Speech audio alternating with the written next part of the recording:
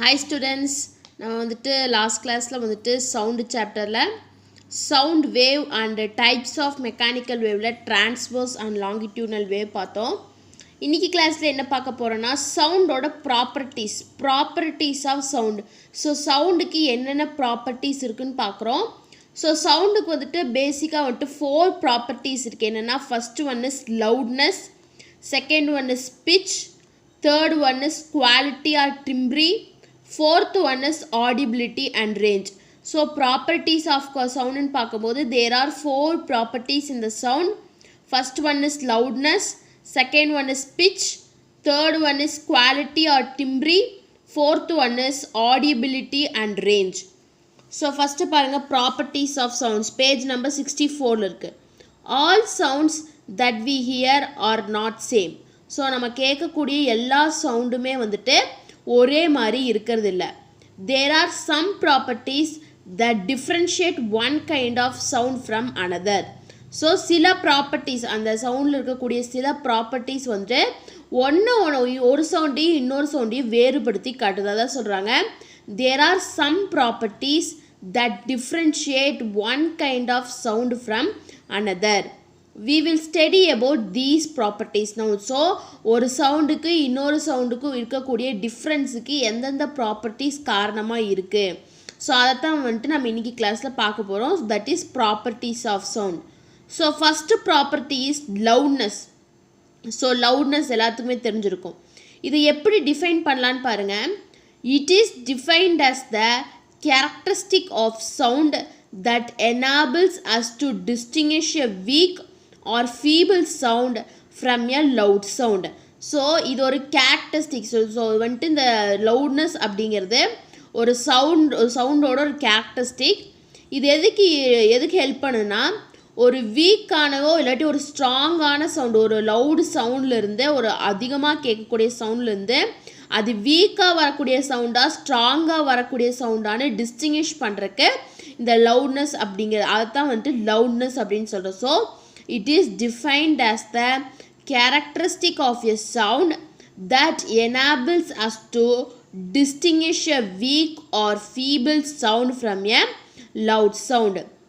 The loudness of sound depends on its amplitude.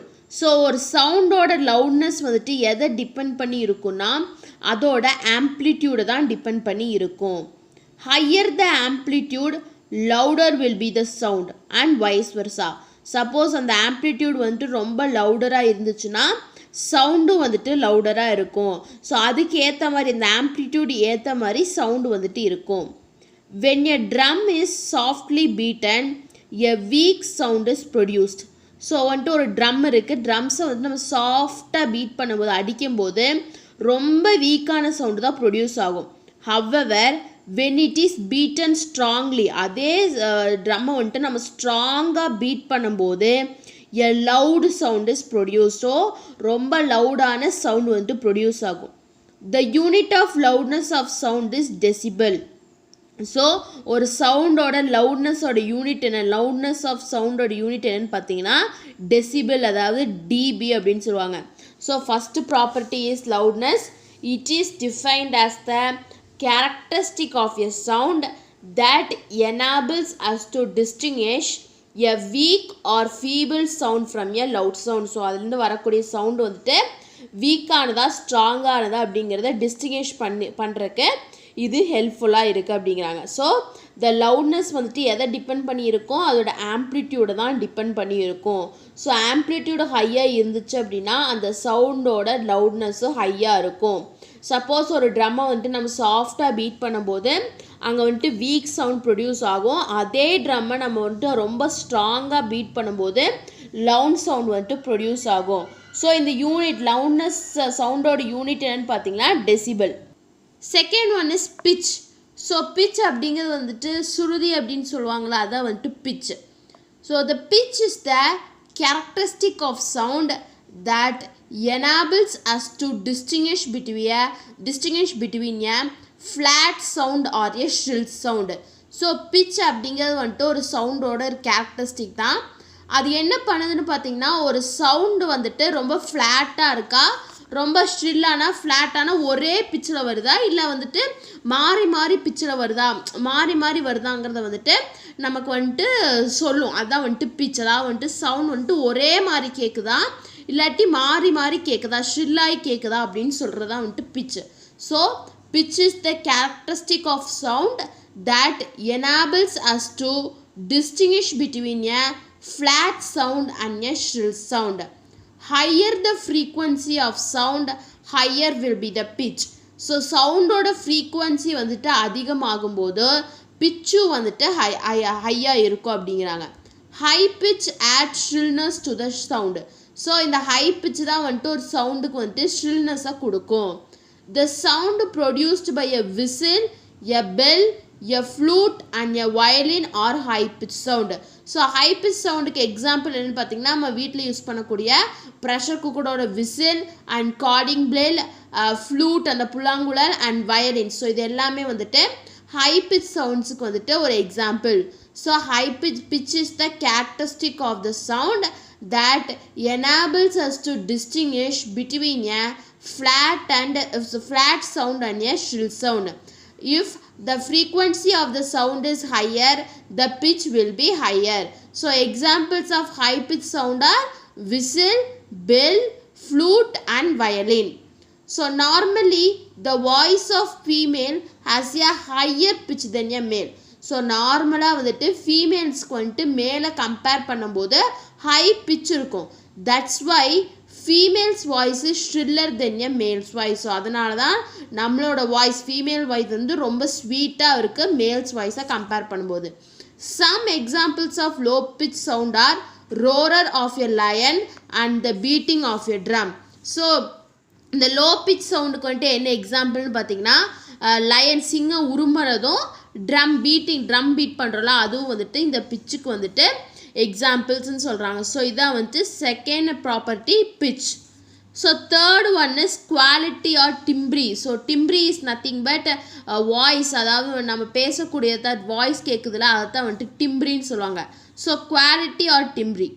The quality or timbre is the characteristics of sound that enables us to distinguish between two sounds that have the same pitch and amplitude. So இந்த quality R டிம்ப்ரிங்கிறது வந்துட்டு சவுண்டோட characteristic தான். இது என்ன பண்ணுன்னா same pitch and amplitude இருக்கக்கூடிய சவுண்டை வந்துட்டு differ பண்ணி காட்டும். அதான் சொல்கிறாங்க the quality or timbre is the characteristic of sound that enables us to distinguish between two sounds that have same amplitude and pitch. So ஒரு சவுண்டுக்கு சேம் ஆம்ப்ளிடியூட் அண்ட் பிச் இருக்குன்னா அந்த அந்த சவுண்டை வந்துட்டு டிஸ்டிங்கிஷ் அந்த ரெண்டு சவுண்டையும் டிஸ்டிங்கிஷ் பண்ணி காட்டுறது தான் வந்துட்டு இந்த குவாலிட்டி ஆர் டிம்ப்ரி அப்படிங்கிறது. For example in orchestra. So ஆர்கெஸ்ட்ராலாம் பார்த்துருப்பீங்கள, the sound produced by some musical instruments may have the same pitch and loudness. So ஆர்கெஸ்ட்ராவில் மியூசிக்கல் இன்ஸ்ட்ருமெண்ட்ஸ்லேருந்து வரக்கூடிய சவுண்ட்ஸுக்கு வந்துட்டு சேம் பிச் அண்ட் லவுட்னஸ் இருக்கும். yet you can distinctly identify the sound produced by each instrument. So இருந்தாலும் நம்மளால் ஒவ்வொரு இன்ஸ்ட்ருமெண்ட்டும் produce பண்ணக்கூடிய சவுண்டை வந்துட்டு ஈஸியாக வந்துட்டு ஐடென்டிஃபை பண்ண முடியும்னு சொல்கிறாங்க. So third property is quality or timbre. So the quality or timbre is the characteristic of sound that enables us to distinguish between two sounds that have same pitch and amplitude. So third property. So first property loudness நமக்கு எதுக்கு help பண்ணுது? ஒரு சவுண்டோட week, அந்த ஒரு sound வந்துட்டு week சவுண்டா இல்லை feeble சவுண்டா, அதாவது ஸ்ட்ராங் சவுண்டான்னு காட்டுறது டிஸ்டிங்கிஷ் பண்ணி காட்டுறது லவுட்னஸ். நெக்ஸ்ட்டு பிச் அப்படிங்கிறது வந்துட்டு ஒரு சவுண்ட் வந்துட்டு ரொம்ப ஃப்ளாட் சவுண்டா இல்லை ஷ்ரில் சவுண்டாங்கிறது பிச். குவாலிட்டி ஆர் டிம்ப்ரின்னு பார்க்கும்போது it distinguish two sound. So ரெண்டு சவுண்டுக்கு வந்துட்டு சேம் பிச் அண்ட் ஆம்ப்ளிடியூட் இருந்தால் அந்த ரெண்டு சவுண்டையும் டிஃபர் பண்ணி காட்டக்கூடியது தான் வந்துட்டு quality or timbre. So fourth property is audibility and range. According to the frequency we can classify the sounds into three types. So ஃப்ரீக்வன்சியை பேஸ் பண்ணி நம்மளால் இந்த சவுண்டை வந்துட்டு 3 டைப்ஸாக கிளாஸிஃபை பண்ண முடியும். என்னென்னு பார்த்தீங்கன்னா audible sound, infrasonic sound and ultrasonic sounds. So according to frequency, we can classify the sound into 3 types. They are audible sound, infrasonic sound and ultrasonic sound. First one is audible sound. Na enna paranga, sound with frequency ranging from 20 Hz to 20,000 Hz is called sonic sound or audible sound. So சவுண்டுக்கு 20 ஹர்ட்ஸ்லேருந்து 20,000 hertz வரைக்கும் frequency இருந்துச்சு அப்படின்னா அதைத்தான் என்னென்னு சொல்லுவோம்னா sonic sound இல்லாட்டி audible sound அப்படின்னு சொல்லுவோம். Sound with this frequency range alone can be heard by the human beings. So நம்ம ஹியூமன் பீங்ஸ்னால இந்த ஃப்ரீக்வன்சி அதாவது 20 ஹர்ட்ஸ்லேருந்து 20,000 ஹர்ட்ஸ் வரைக்கும் இருக்கக்கூடிய சவுண்டை தான் நம்மளால் கேட்க முடியும் அப்படிங்கிறாங்க. Human ears cannot hear sounds with frequency below 20 Hz or above 20,000 Hz. So human இயர்னால் ஒரு சவுண்டோட ஃப்ரீக்வன்சி வந்துட்டு 20க்கு கீழே இருந்தாலும் சரி இல்லை 20,000க்கு மேலே இருந்தாலும் சரி நம்மளால் அதை கேட்க முடியாது. So the above range is called audible range of sound. So இந்த ரேஞ்சை தான் நம்ம என்னென்னு சொல்கிறோன்னா audible range of sound அப்படின்னு சொல்கிறோம். So fourth property is audibility and range. So it is classified into 3. First one is audible sound. So audible sound னு பார்க்கும்போது சவுண்டோட frequency வந்துட்டு 20 ஹர்ட்ஸ்லேருந்து 20,000 ஹர்ட்ஸ் வரைக்கும் இருக்கும். இந்த ஃப்ரீக்வன்சி தான் வந்துட்டு ஹியூமன் இயர்ஸ்னால கேட்க முடியும். சப்போஸ் சவுண்டோட ஃப்ரீக்வன்சி இதுக்கு கம்மியாக போனாலோ எச்சா போனாலோ நம்மளால் கேட்க முடியாது. So second one is infrasonic sound. A sound with a frequency below 20 Hz is called subsonic or infrasonic sound. So ஒரு சவுண்டுக்கு இருக்கக்கூடிய ஃப்ரீக்வன்சி வந்துட்டு 20 ஹர்ட்ஸுக்கு கீழே இருந்துச்சு அப்படின்னா அதுதான் என்ன சவுண்டுன்னு பார்த்தீங்கன்னா subsonic or infrasonic sound. Humans cannot hear the sound of this frequency, but some animals like dog, dolphin etc. can hear. So ஹியூமன்னால் நம்மளால் இதை வந்துட்டு கேட்க முடியாது. ஆனால் சில அனிமல்ஸ் டாக் டால்ஃபின்ஸ் இது எல்லாமே இந்த சவுண்டை கேட்க முடியுங்கிறாங்க.